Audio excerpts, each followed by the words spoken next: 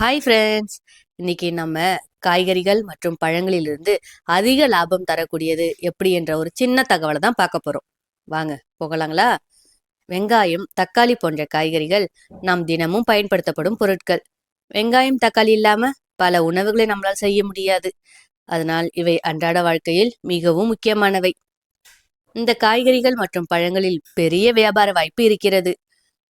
நாம் என்ன செய்கிறோம் என்றால், மொத்த சந்தையில் இருந்து பொருட்களை வாங்கி அவை கெடாமல் எப்படி பாதுகாப்பது, எப்படி சந்தையில் விற்பனை செய்வது என்பதில் கவனம் செலுத்துகிறார்கள். நாம் பெரிய வியாபாரியாக வேண்டும் என்றால் கொஞ்சம் பெரிய அளவில் யோசிக்க வேண்டும்.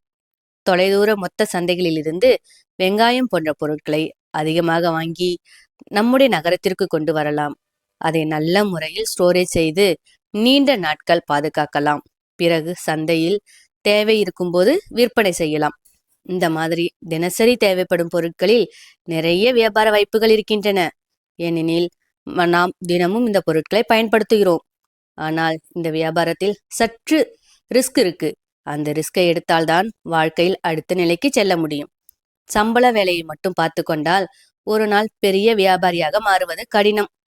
நீங்கள் தொடர்ந்து முயற்சி செய்ய வேண்டும். ஒரு நாள் நீங்கள் வெற்றி பெறுவீர்கள். சில நேரங்களில் தோல்வி வரும், சில நேரங்களில் வெற்றி வரும்.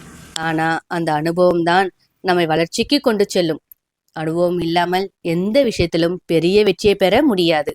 என்ன நண்பர்களே, உண்மைதானே? இது போன்ற தகவல்களை பெற குருலட்சுமி சேனலை சப்ஸ்கிரைப் பண்ணுங்க. சப்ஸ்கிரைப் பண்ண அனைவருக்கும் நன்றி. தேங்க்யூ. பாய்.